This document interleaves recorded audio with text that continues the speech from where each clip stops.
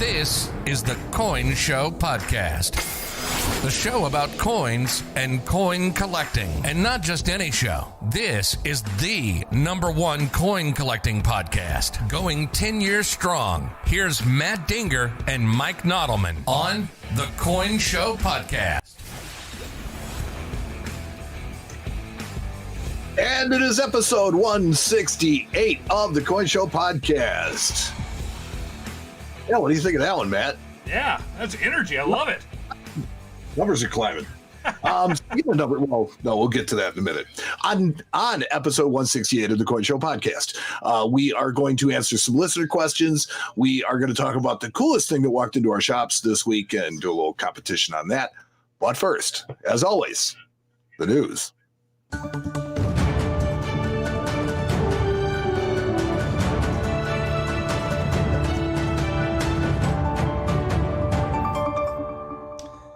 Who's the news brought to you by this week, Mike? Let's see. The news is brought to you by bacon, making everything better since anyone can remember. Bacon. That's 100% true. It is. Every single one of these. Every single one. Every single one. We have breaking news, Matt, so we better fix it. Uh-oh. Matt, Mint Director David Ryder has released the following PSA, that's a public service announcement, in regards to the national coin shortage. Okay. So he gives a link to this public service announcement. In the PSA, he asked the public to help get coins moving by using exact change when making purchases. Taking your coins to financial institutions or turning them in for cash at coin recycling kiosks. Okay. Yeah, give away some of your money. He also advises that people remember to follow all health and safety guidelines when you're out spending or recycling your coins. He explains that the coin shortage as of right now, coins aren't circulating through the economy as quickly as they were prior to COVID-19, which means that sometimes coins are not readily available where needed.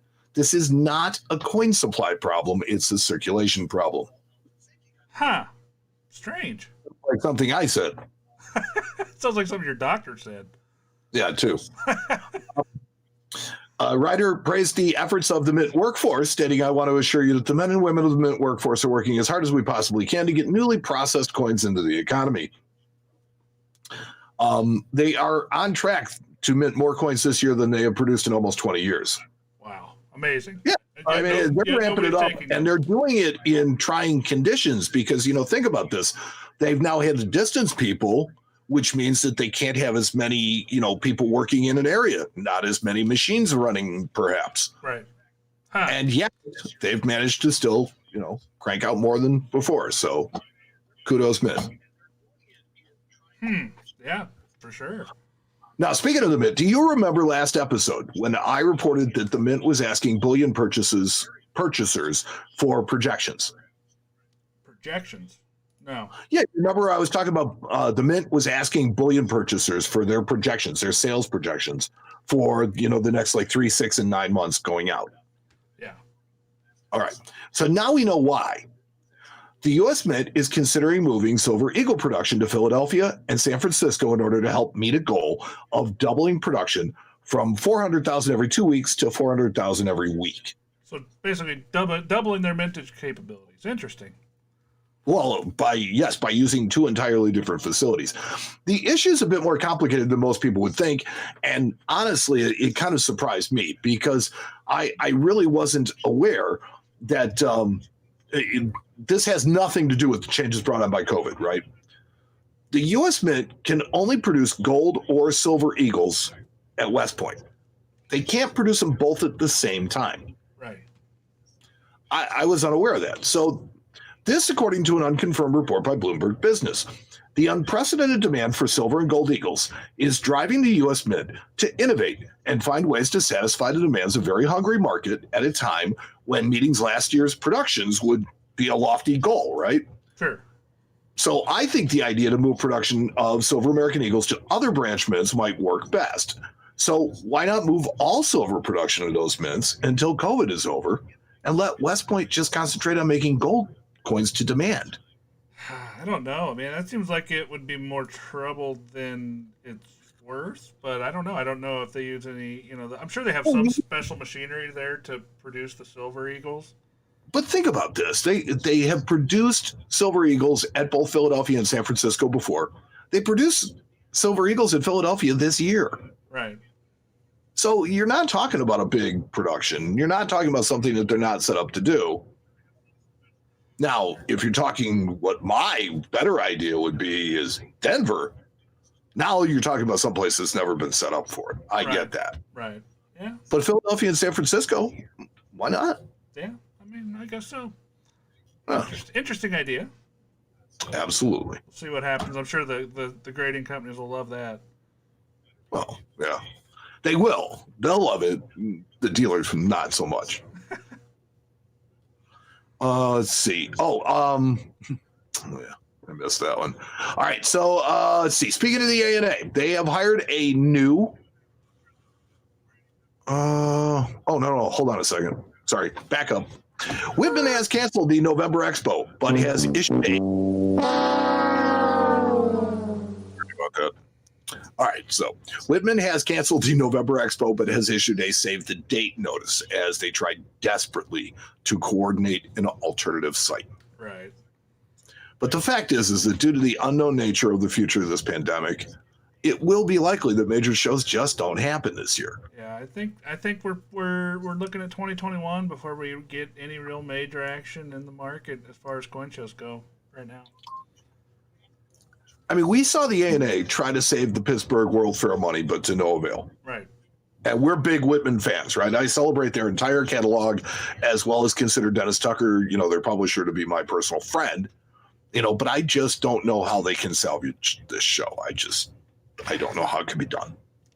It'll be interesting to see what they come up with, and I'm sure that we'll cover it. But man, More to come.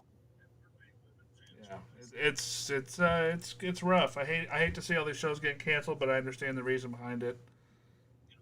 Yeah, no, absolutely, and it's just due to the nature of just the unpredictability of what's going on in the world right now. Right, for sure. You're trying to coordinate something that generally takes a year in advance. You can't do that on the fly. Well, they're going to try.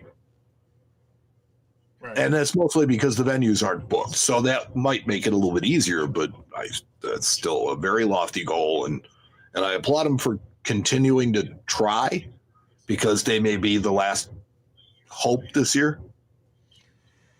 Yeah, I mean, I like I said, I'm still looking at that 2021 fun show as hopefully being a place where we can emerge and just wash 2020 out of the way and start over.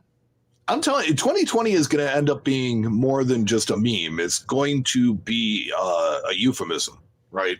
Yeah. Oh, that got totally 2020'd.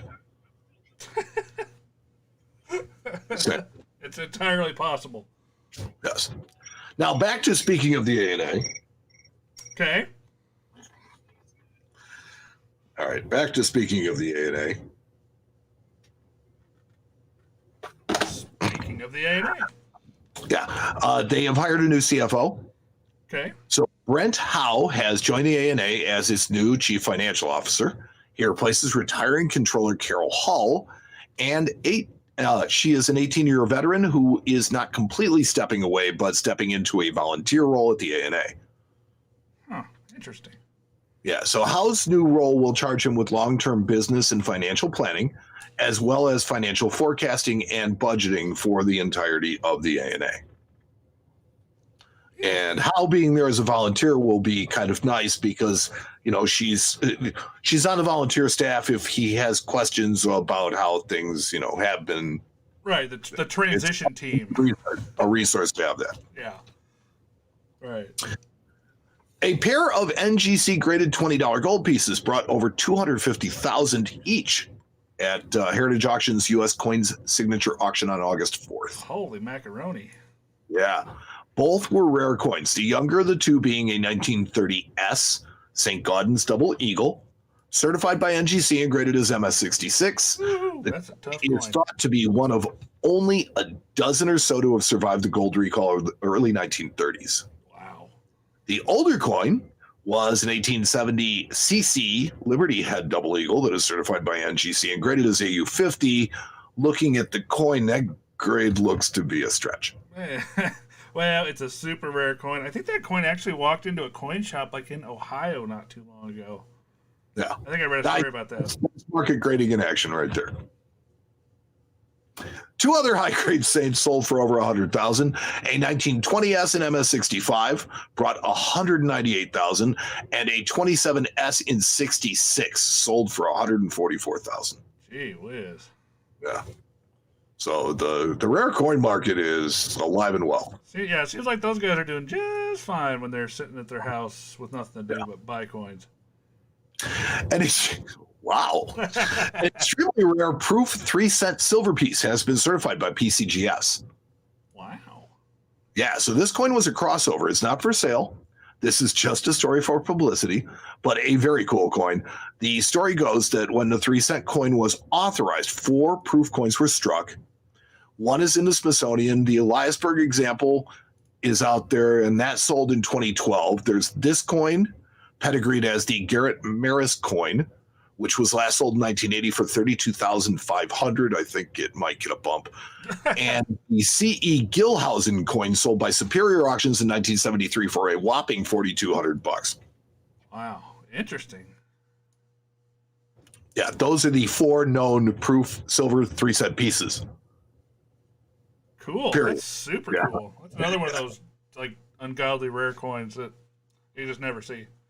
Yeah, so the coin was crossed over at the PCGS Las Vegas members only show in July of this year.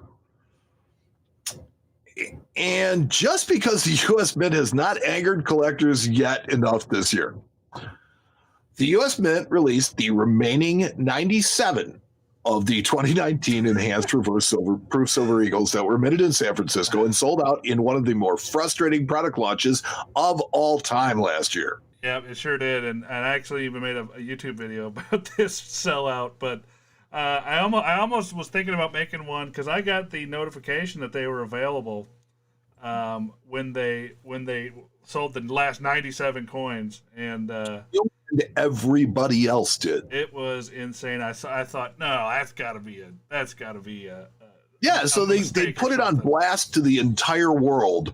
You know, that they were going to be issuing some more of these, and there were 97 of them. Right. And to top things off, okay, they not only reminded people who had them on back order or had reminders, right? Yeah. They notified their entire customer base as well as issued a press release to the media. That was the 97 coins that people were unfortunate enough to return, probably. No. This was 97 coins that the orders got canceled. Oh, okay. So these were actually first quality coins. This is not B stock. These have never left the warehouse. Gotcha. Yeah. So I was stymied again for this coin, and at 12:10 p.m. they went on sale at 12. At 12:10, when I was speaking with a customer service rep, he suggested that if I wanted one, I should check with my local coin shop. I swear, if I could have reached through the phone, I swear to you, man. That's amazing, actually. Yeah. That he would have actually said that to you. He said that to me. You should probably just call your local coin store. I'm sure they have them in stock. Oh, yeah. Yeah, all of them. $1,500. Sure. Jeez. No, we don't even have one. That's the worst part. We don't even have one. Yeah, it's insane. We don't really want one. Not at that price. No.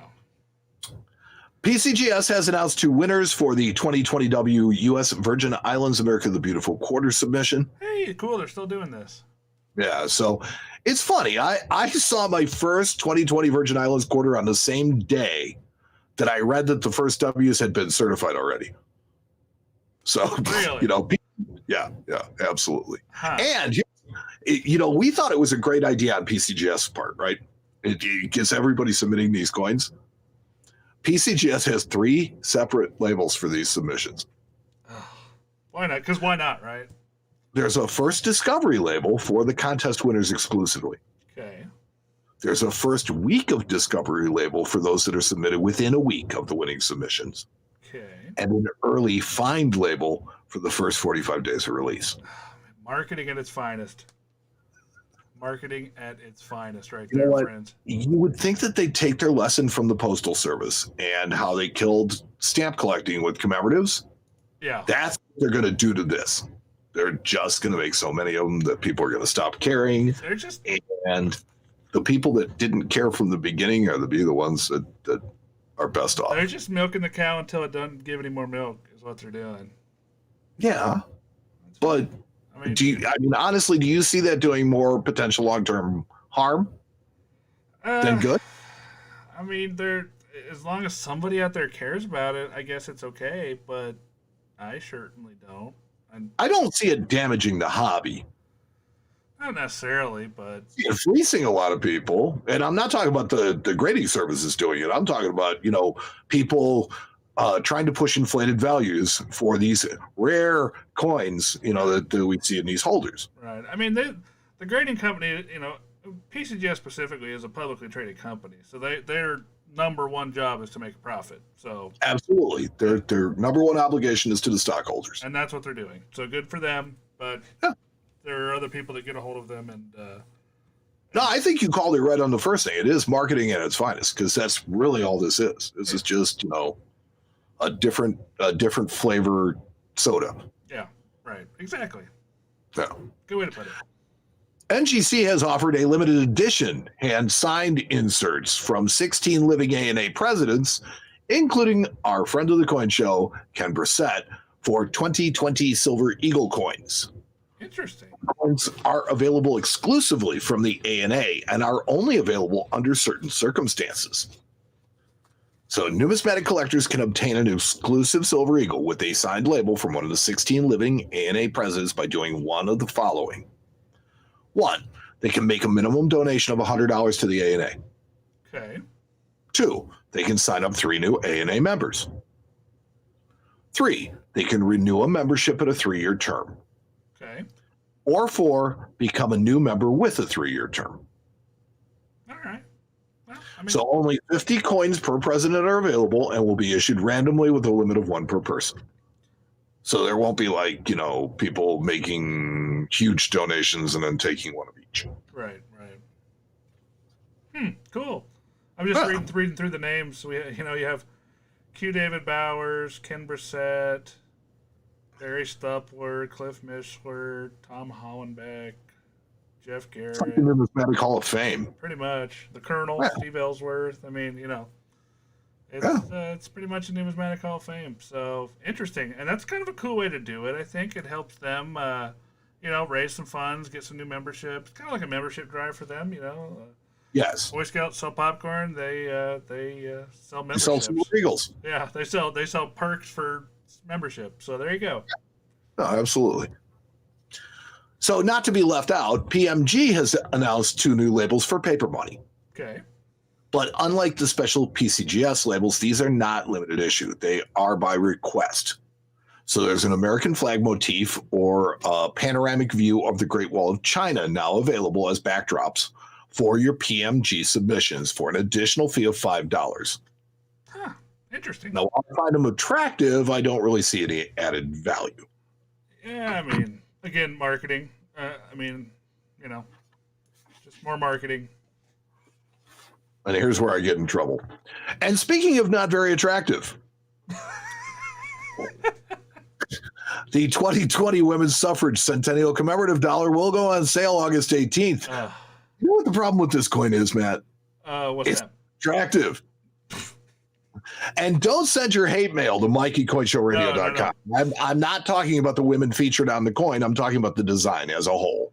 Please send your hate mail to Mike@CoinShowRadio.com, ladies. Go for it. This coin reminds me of the Civil Rights Commemorative Dollar. It's a coin that marks a watershed moment in American history, an event that continues to impact our world to this very day, and we get this really uninspired design.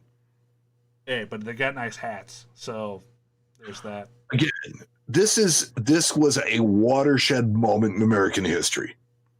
I agree. And that's what you give me. Well, they can't all be winners, buddy. We know how much. At least one winner a year? Well, no, probably not anymore. Can you just bat 500? No, it doesn't work like that. We know how political this all is now. Yes, it is, and that's sad but true. That's what's happening. Yeah. Well, I thought that the agenda of the coins themselves was political. I didn't think the designs were pull it. You know what I mean? Oh no, I think that the designs themselves are so politically motivated and decided way before the coin, ever. Have this on it. It's got to have that on it. It's got to have the. Yeah, I guess you're right. So a lot of the times they're handcuffed to make nice coins because they're told right up front what they have to design. They're not allowed to design whatever they want. They're told what they have to design. They don't have freedom to actually create. They have constraints under which they need to produce. Yes, exactly. But personally, I think that you might want to buy one as a potential low mintage play, because I just don't see this coin being popular, and the secondary market will not receive it well. Well, and there's going to be something for 2020 that's better. So your guess is as good as mine. This might be a good one. And finally, in the news, a 1973 S Ike dollar struck not once, but twice on a $50 planchet has sold in the 2020 signature auction of U.S. coins. It has been certified and graded by NGC as Proof 66 Cameo. The coin sold for $19,200, which includes the buyer's premium. That is pretty flippin' cool, though. Yeah. That is a cool coin. Here's the thing about this that really, kind of... it's a proof, too. So. Yeah. Typically, proof coins were hand-fed into the presses. Mm-hmm. So it's really unusual for a wrong planchet error to be found on a proof. Yes. That's correct. I'm just pointing that out. Well, this was a time in the U.S. mint history where there were a lot of manufactured errors coming about. Some mint employee during that period liked to mess around, and his work or her work is still out there today. We see quite a bit of it, but I'm almost positive this was intentionally made. Yeah. Now, the double image on the coin is likely due to the fact that proof coins are struck multiple times to bring up the relief. This coin didn't fill the entire chamber, so it bounced between strike one and strike two. But it is then that a mint employee should have discovered the error, or if one did, that the coin should have been called from the finished coins. For sure, yeah. But that's the policy, but this was the period of coins sneaking out in the oil pans of the forklifts. So anything worth doing. Yeah, that's right. And that's the news. And the news this week was brought to us. Let's see, by Bacon. That's right. Bacon. Gotta love Bacon. Let's see. Making everything better since anyone can remember Bacon. You're listening to the Coin Show Podcast with Matt Dinger and Mike Nottleman. Oh, I love the news. It's still one of my favorites. I love doing the news. Yeah. So something that I almost mentioned earlier, but we need to mention now is, if you'll notice, I am once again wearing a bright highlighter pink T-shirt. I know it, and I love it. Yeah, well, think about this: 1,000 subscribers to the Coin Show. Although it was only 750, friend. You have to wait up. No, wait up. Yours was 750. We got to get there first. 750. I got news for you. We get to 750, and it's looking like we may very well get there. 1,000's happening. So, for those of you that don't know, on the last Not the Coin Show podcast, which is the exclusive podcast that our patrons get, I had decided that if we get 1,000 subscribers on YouTube, I will join Mike in dyeing my hair highlighter pink for Breast Cancer Awareness Month, because I can't sit back and let you have all the fun. That's right. I have to get the weird looks too. There you go. So 750 subscribers will turn Mike's hair pink for the entire month of October. You guys have until September 30th to get 1,000 subscribers, and then Matt's hair will turn pink as well. Should be interesting. Hashtag turn Mike pink. Hashtag turn Matt pink later. I haven't checked that one out. No, maybe we should. Yeah, we should probably check those. We found out the hard way. Yes, we did. We ran through a couple hashtags, and some of them were not what we thought they were. It's kind of like dialing 1-900 numbers. You just don't know. You never know who's going to answer. That's right. So let's see. We have some listener questions this week, and one of the biggest things that we've gotten feedback on it, but we want a different type of feedback. is, we've been really messing with the sound quality of the show. And so it's important to us that you give us some feedback on particularly how it sounds. We've changed a lot in the last 2 weeks. So if this sounds a whole lot better, I hope it does. We're continuing to work through the issues that we have, and hopefully things will be better. We're coin guys, not tech guys, but we play one on TV. So. Right. We play them on YouTube. So we're figuring it out. I think we got it, though. I know in my ear this sounds amazing. So hopefully it does to you guys, too. But yeah, so let's see. Because the reason Mike brings that up is because I think, how many emails did you get about the audio quality the last month? Well, actually, only one. Really? Yeah. This week. Only one this week. There have been. See, that's how I think it's better. Is there's been a flood every single week of like 10 or 15 emails, and this week there's one. Well, we must be doing better. We're trying. We have listener mail, and we have questions that we have available through our live streams.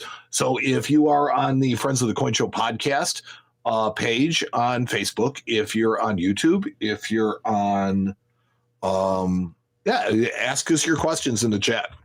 Yeah. And we'll see what we can do about answering them. I have one from Joe Bohannon. Okay. Who says, "Hi, I was wondering if you could talk about how to successfully fly with rare coins, particularly dealing with TSA.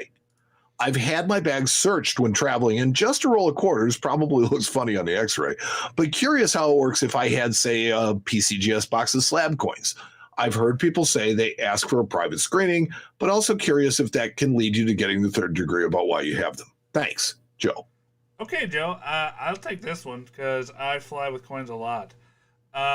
Coins look suspiciously like large bombs on x-rays, especially tubes and boxes of coins. So anytime you fly with that stuff, they're going to want to take a look at it. And every time I have ever, gone through a screening with them, they've always been super courteous. They've never been giving me the third degree about where I'm going. I just say, I'm coin dealer on the way to a show. Oh, okay, So that is really, it's pretty simple. Just, say, I'm doing whatever it is you're doing. Just be honest with them. Say you're going to a show and you should be fine. Private screening, you can have it. They will take you in a little room. They will take everything out of your bag and look at it. Sometimes they're fast, sometimes they're slow, so give yourself time. They then swab everything and put it in their little machine. And when it beeps that you don't have any bombs in there, they let you go, and you're on your way. We usually, when Evan and I do shows, we usually give ourselves about 45 minutes or so extra time for the screenings. But, most of the time it's just an inconvenience and nothing more. But I understand why they do it, because they've showed me before what their x-rays look like when you have coins, and it looks insane. So I don't blame them. A lot of things that don't look like what they are when they're in luggage, amongst other things. So, yeah. Oh, and they can't see through the metal. It just looks, they say it's just a black disc. So if you have a lot of coins in there, it just looks like a bunch of black discs together. And if you have a roll in there, then that looks like a battery. Or a pipe. Yeah. So I understand. Yeah. What I've heard about the private screening is if you're going to be traveling with a lot of, like gold or silver, and you just don't want to bring a lot of attention, then yes, a private screening would probably be better. But, they are going to probably look through more stuff. Oh, yeah. They take everything out. Yeah. But if you have, nothing going on, then it really wouldn't matter. And if you do, I have done the other screenings before when I don't have a lot of coins. They just take you down to that little kiosk, and usually they just reach in there and grab whatever they want to look at, and it's pretty quick too. But normally I'm traveling with quite a bit of stuff, and I don't want them just splattering that out all over the airport. So we go in the rooms. Yeah. So you got anything working for us? I'm a looking. I'm not a seeing, so go on to your next one. And I want to welcome Barry Swan to our staff. Barry, yeah, I forgot about that. Thank you for volunteering and helping us out. We're really looking forward to having him around. Yeah, Barry's one of the old school Coin Show listeners. Yeah, he's been around for a long time. So I was talking to him today, and I just mentioned, hey, we like to bring in some of our people that have been around for the longest to kind of bounce ideas off of and just help us out. And he said, heck yeah, I'm in. I'd love to help you guys. So Barry Swan, good guy. We love him. Yep. And, so let's see. I have one from Jeff Fichtelman. Okay. Mike and Matt, please let me know if I'm thinking of this correctly. Excuse me for just a second. Oh, as Mike dies. Yeah. Looking at no, I'm no longer dying. I'm actually pretty good now. Good. Looking at the PCGS Pop Report, the 1913 Philadelphia Type 1 Buffalo Nickel in MS66 has a total population of 2259 in the grade and 655 finer. Okay. The 13S Type 2 in MS66 has a total population of 53 in the grade and 15 finer. So this works out that 13 Type 1 is 43 times more common, yet the Type 2 MS66 trades at just 12 times more in price. Does this imply the 13S is a much safer purchase longer term, as in odds it maintains its value? It's a good way to look at it. I mean, the way I see it is it's a supply and demand thing. Obviously, the 13P Type 1 and 6, there's a much larger supply. And then the 13S Type 2, obviously, there's a much smaller supply with only 53 coins versus 2,000. So definitely a rarer coin, and the fact that it's only 12 times more expensive is interesting. I'm not necessarily sure that makes it a home run, but I think it is a good thing to look at when you're looking at coins like that you want to put away for a while, because I think you are more likely to see a return on a coin like that versus a coin that has a population of 2,000. I think a population of 50 or 60 is has a great potential to see some sort of return down the road. In my opinion, this is all predicated on the fact that Buffalo Nickels stay popular. Yes. I don't think that's a real stretch. So, I think you're pretty solid on that footing.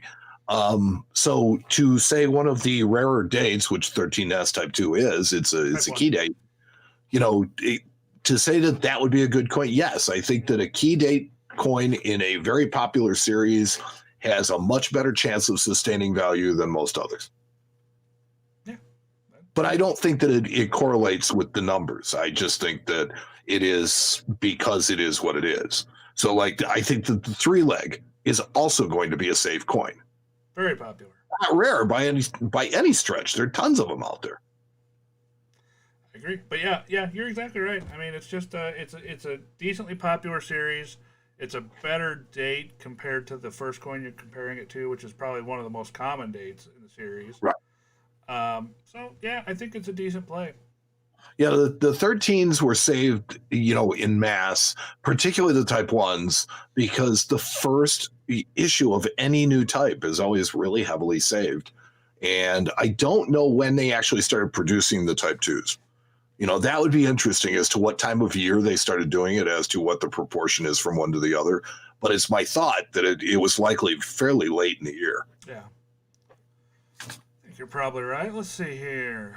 I got a question here. Ziploc bags for slab coins. Good, bad, or doesn't matter? Are they just to protect plastic from scratches, or do they serve other purposes? You want to handle that one, or you want me to? Well, here's the thing is that slabs really get beat up, and you can have the most beautiful coins in them, and they'll literally not sell as well if the slabs are beat up. That's right. So you do want to protect them. I don't know that a Ziploc bag does any better job than anything else. I think that the boxes from the slab companies probably do the best job of protecting them. Mm-hmm. Yeah, they do keep them apart. So yeah. Then they had those. I think Intercept Shield had those cases that went around the slab. Yeah. Yeah. Those are good. We have a couple of those. Yeah, those are decent. But I mean, it's really personal preference as to what you store your slabs in. They really don't serve any other purpose than, in my mind, just to protect the coins a little bit. So. Yeah. Let's see. That one is a audio level question. All right. So, dear Matt and Mike, this is Daniel Frischberg. Hello. I'm 16, and I have about $2,000 after I sell all my gold and silver. All right. And I'm thinking of getting more gold. You're not going to be able to get that much. I'm trying to find a no motto half eagle for under 650 and around VFXF. Okay. And a classic bust half eagle. And a Southern Mint, mainly quarter eagle for around 450. And a few other things like a CC or S seated quarter and dime. Do you guys know where I can get all of them certified by PCGS NGC within a budget? Everywhere I look, they're either way over price guide, raw, really detailed, or absurdly expensive. Well, my best advice to you, being a young guy, is patience. Patience. If you are patient, it will come. Just keep pounding those places like eBay, the dealer sites that you like. Just keep pounding them and don't buy the first coin you look at. Wait for a deal. Wait until the right coin shows itself to you. And then when it's right, you'll know. Yes, when it's right, you'll know. And, just don't be overzealous. Don't go crazy. Don't buy the first coin that you run into. Don't just buy it because it's there. It sounds like that's what you're doing because you are asking this question, and it looks like you have been looking. But just keep looking. This stuff doesn't happen overnight, and it might take you a year or a year and a half to find all the coins you want in the price range that you want it in. And if it doesn't, then maybe your prices are out. In the current market, maybe your prices are a little too conservative. It's just hard to say, but I think patience is just the best advice I could give you. I think that this is one of the lessons of age that you do learn that, look, it all comes. Yeah. Eventually, it all comes. So if you wait, if you look, I think you hit on the point exactly, Matt, when you said if your belief in the market, in what you can purchase it for, is correct, eventually you will find what you're looking for at that price, and you'll find an acceptable coin. Right. If you never do, you probably weren't thinking quite enough for it. But over time, you'll start to get an idea of that after having seen one after another that's just barely out of the range. Yeah. So that's how you'll educate yourself. That's how you'll figure it out. And, be patient with it and just be diligent and be consistent and just keep on looking because the stuff you're talking about is not common coins. So if they're not common, they are going to take a little more to find, and they are going to take a little time. And it's like chasing some of these rare coins. I was talking in the news about that. What was it? It was the proof 3 cent piece, right? Yeah. And there's one that's been in the collection since 1973. Yeah.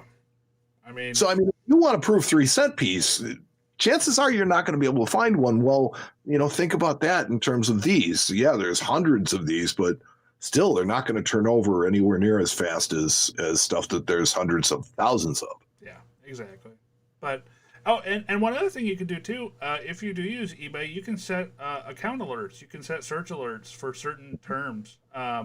So what you might do is, set up your search terms, and when those items show up on eBay, you get a little email that says, hey, this was just listed. You should go look at it. And might be what you're looking for. So hopefully you find what you're looking for. And here's an answer. Joe Bohannon actually said, per the Whitman book on buffaloes, the first type 2s were struck on May 10th, 1913. There you go. Thanks, Joe. That's our listeners. I think I got one here. That's a good question. Do you think it's appropriate to have a segment advising just how poor of an investment gold and silver have been historically and the risks associated? It's definitely something we talk about just about every show. So if you can go back over the years and hear us talk about, what the market's doing, what's happening here and there, and you can hear us talk when times are good, you can hear us talk when times are not so good, and you'll pretty much know what's going on with the market just from listening. Silver and gold are a decent investment. There are a lot better investments out there. And some people live and die by silver and gold. So we just let them. The question it leads me to think that he believes that gold and silver have been a poor investment. That's possible. I would disagree with that. I think historically they have been, silver and gold have been two of the most tangible assets out there, and probably some of the most desired. Well, they're the definition of a tangible asset. They're something you can put your hands on, and I've got gold right here. So, and over the years, there's been some pretty volatile swings. It's gone pretty crazy the last few months here. So, yeah, can you get wrecked buying gold? Absolutely. Absolutely. Is it always a good buy? No. Can you lose everything? People bought it in 2009 at 1,800. How'd they do? Yeah, or you bought silver at $47 an ounce. Right. How'd you do? Well, it's not real well. But if you bought silver at 3.5, you're over the moon right now. Yeah, time frame is everything when it comes to a question like that. So historically, you have to go back and kind of think cost average too. It's like, yes, if you were to like put it in market funds, stuff like, is it the best investment? No, probably not. But gold and silver have never failed. They've never declared bankruptcy. They've never quadruple reverse split. Right. So interesting question. And we have a question from David from Seattle. Okay. Hi, guys. I collect a lot of modern coins and was wondering if there was ever a reason not to break a coin from the mint out of its OGP. Specifically, I'm thinking about special collector sets that usually come sealed in some sort of cardboard folder. And if you take the coin out, you basically have to destroy the packaging. From what I can tell, it doesn't really seem to affect the value, but was wondering if there was something I'm missing. If there ever a case, perhaps with a rare set, when breaking a coin out, carefully, of course, affects the value of the coin or the set. I can think of one right off the top of my head. What is it? Mint sets. You take a coin out of a mint set, it's just change, my friend. Might be a nice change, but it's just change. So I don't know of too many cases where the original government package actually enhances the value of the coin. The coin is the coin. It is what it is. Not significantly. I mean, there are some, like Proof Silver Eagles, if you don't have the box and papers, they'll pay you like $4 less. Okay. Well, I'm thinking specifically about like coinage and currency sets. So if you think about the Botanic Garden set, you can pull the nickel out of that set. You can tell what it is. You know what it is. It still is what it is. It's a special mint set coin. Sure. Yeah. So it's got a value to it. Now, does the $2 bill that's in there? No. Does the Botanic Garden uncirculated dollar have any extra value? No. So I mean, yes and no. The majority of things out there are kind of a wash if you take them out of the packaging. Though there are a few things like I said, mint sets where it does affect the value. Yes, or a modern proof set. I think modern proof sets are generally better in their package. I think people prefer them in their package versus being busted out and put into albums, 2x2s, or any other method of storing them. Yeah, I agree. That's true. Yeah. So let's see. I'm a new listener and have really been enjoying the show. Thanks, David from Seattle. Thanks, David. Good to hear from you. That was our listener mail. Let's see. Do we have anything at questions? Questions at Coin Show Radio. Coin Show Radio. I wonder how long we've had that email address. I should look. It's been a long time. It's been a long time since I rock and rolled. Oh, these guys are getting smart. They're sending it both places. Oh, look at them. Yeah, there you go. That's how you get through. Not that our emails aren't like right there or anything. Really, I'm definitely very easy to contact. That's right. I think so. Let's see. Oh, here's another question for you. Steve Schubert asks, who is your best employee? Evan. I love you, Steve. I love you. Yeah. Let's see. I love all my employees equally. They're like my children. Sure you do. They're like my children. I cannot pick. Oh, yeah. No, absolutely not. Yeah, so that's the listener questions. And let's see. Do we have a sponsorship for them too? I don't know. Do you have one? I think I do. This episode, let's see. So, this segment of the Coin Show podcast would have been brought to you by the United States Postal Service, but our letter carrier didn't show today.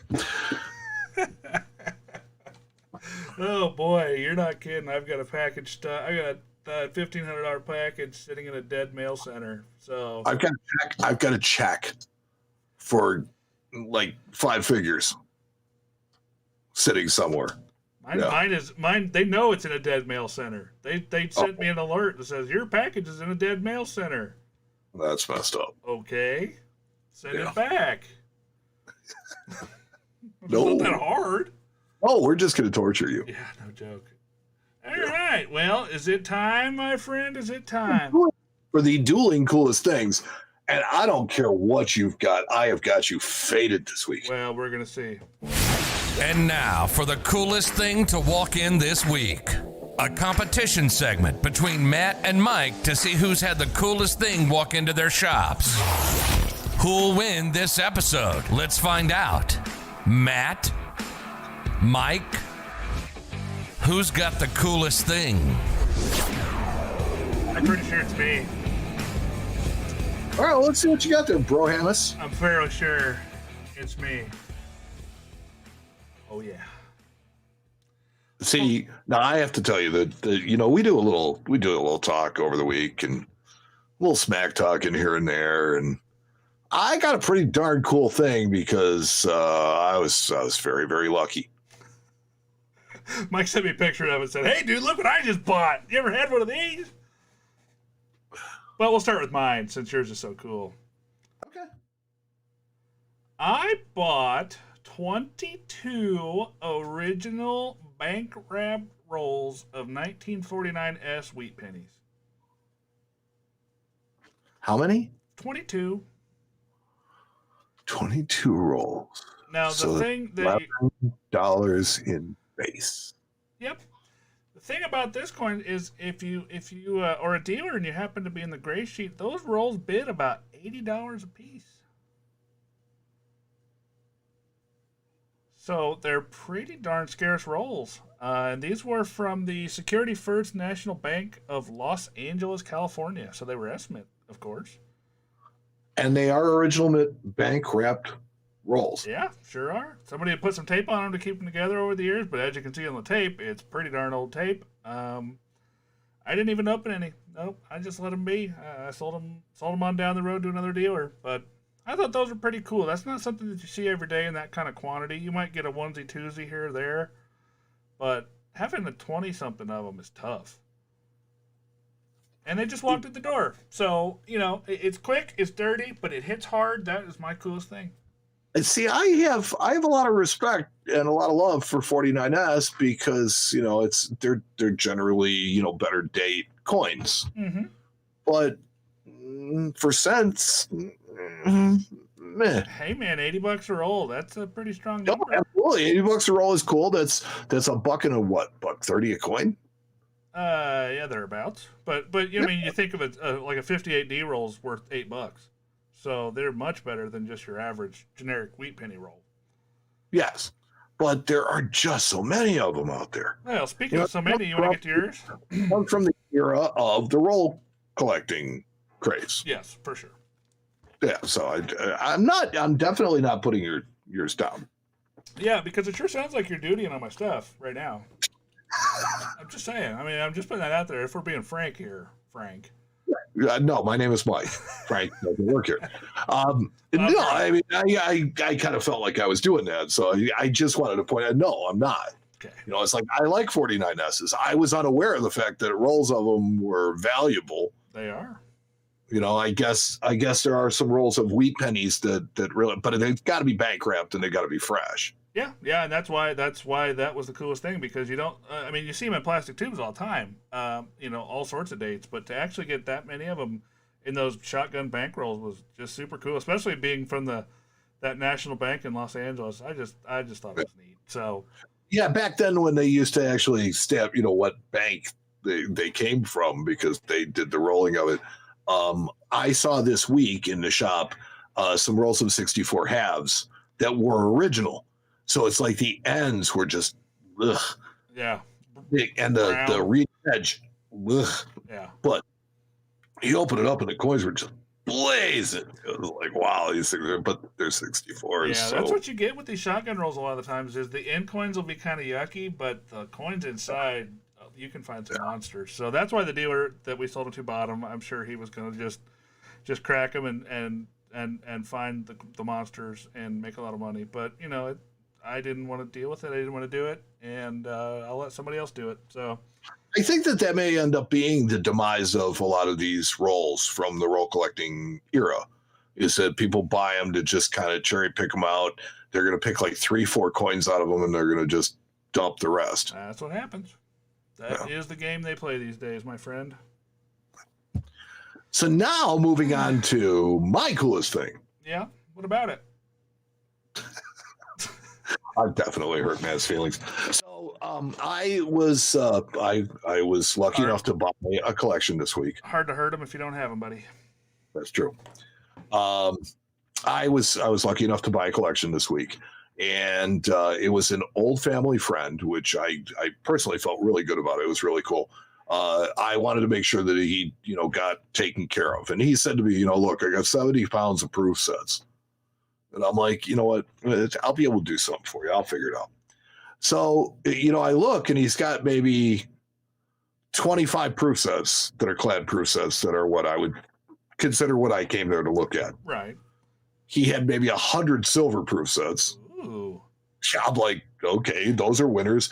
And he's like, and he's got a single gold proof set. And I look, and sure enough, it's the 10th anniversary 1995 gold set. So I open up the set and I find a 1995 W Silver American Eagle in the set, fresh. This thing, he bought it from the mint and it's been sitting in his closet since 1995. Wow. Well, that's hardly 1949, but okay, I'll give it to you. It's pretty cool. It is cool, but the thing about this is that this coin has history for me, and that is that this coin really, really upset the Silver Eagle collectors. Yes, because they put it out of reach. They took a coin that was typically a $35 coin, and they put it in a $1,000 gold set, and they gave it away. Yeah, and they really didn't tell anybody about it, that much. I mean, they said it on the gold order form. You saw it was a Silver Eagle. But I don't think that you knew it was a W mint. Yeah, I'm assuming everybody just thought, I don't want a proof Silver Eagle. The proof Silver Eagle, and a big deal. Turns out it's the rarest proof Silver Eagle. The people that did it ended up paying off. Now, my initial thought is the same as yours. What do you do with it? You grade it. Yep. So what I did was, we actually have somebody at Burke that has a history with those coins and has been looking at them for years and years and years and years. And he looked at the coin and he said that right in the middle of the chest, there was just a break. He said, and so it won't 70. Yeah. So it's a fresh set that's brand new. It's really nice. We placed it with an advanced collector that just wanted a problem-free set in the original packaging. Somebody was really pleased with the quality of it. So it ended up working out for everybody, really well, because my friend got a really nice price for his set, more than he expected. We made a couple of bucks and we made a collector really, really happy. And chances are we're going to see that set again when that collector, passes on. Right. And the thing you have to really watch about those, if you're ever in the market for one of these, is those 95 Ws for some reason got milk spots.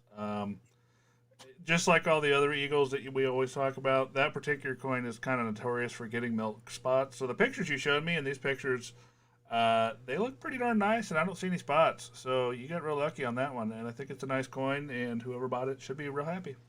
Yeah, it's real clean. It's beautiful. It was very black and white, and was clearly stored very well. Well, there it is, friends. There it is. You figure it out. Which one's cooler, mine or Matt's? Yeah, mine or mine. Let's play a game. Heads I win, tails you lose. Let's play. I've got a coin that has that on there. Yeah. I've also got a two-headed coin. Oh, well, did we just wrap up 168?